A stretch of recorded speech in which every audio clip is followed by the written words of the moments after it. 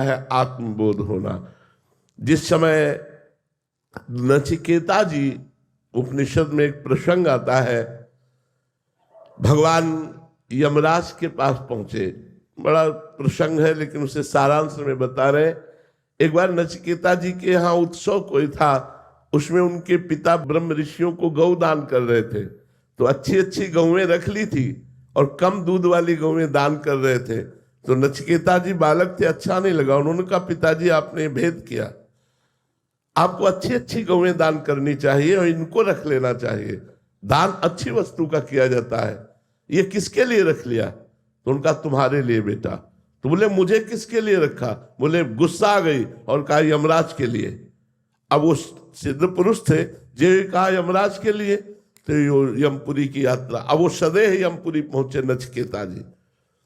अब परम ब्रह्मचारी और महर्षि के पुत्र और उनके वचन के अनुसार तो 3 दिन तक ब्रह्म सभा में यमराज जी की बैठक थी। जैसे अपने यहाँ बड़े बड़े राजाधिकारियों की बैठक होती है, ऐसे ही त्रिभुवन की बैठक ब्रह्मलोक में होती है। जैसे अपनी भारत की राजधानी दिल्ली है, ऐसे अलग अलग प्रांतों की है, तो संपूर्ण विश्व ब्रह्मांड की बैठक जो होती है वो ब्रह्मलोक में होती है। उसमें यमराज जी थे। 3 दिन बाद जब आए तो उनका इतना बड़ा ब्रह्म ऋषि का पुत्र अतिथि रूप में आया, स्वागत किया। क्या चाहते हो? तो उनका दुर्लभ वस्तु क्या है? कहा आत्मबोध।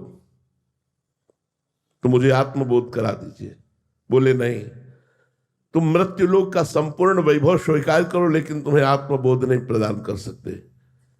नचिकेता ने कहा मृत्युलोक का वैभव नहीं, मुझे आत्मबोध चाहिए। तो बोले स्वर्ग की समस्त अप्सराओं का भोग और समस्त वैभव का भोग स्वीकार कर लो लेकिन तुम्हें आत्मबोध नहीं देंगे।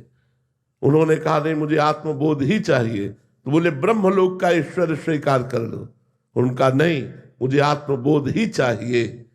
तो जो ब्रह्मलोक तक के भोगों का वैरागी होता है उसे आत्मबोध प्राप्त होता है। आत्मबोध बड़ा कठिन है और इसीलिए मोक्ष कहाँ होता है? मोक्ष तभी होता है जब आत्मबोध, और आत्मा कोई और नहीं, स्वयं का। बड़ा आश्चर्य का विषय ये है कि 3.5 हाथ के शरीर में अपने को रहते रहते 40-50 वर्ष, 60 वर्ष, 70 वर्ष, और कभी अपने से नहीं मिले।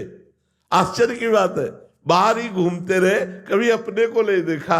अपने बोले देखा है, अपने शीशा में देखा है, अरे तो 5 भौतिक देह के ढांचे को देखा, अपने स्वरूप को कहाँ देखा? उसके लिए ज्ञान नेत्र चाहिए। वो जब नेत्र जागृत होते हैं तब हम अपने जहां बोध हुआ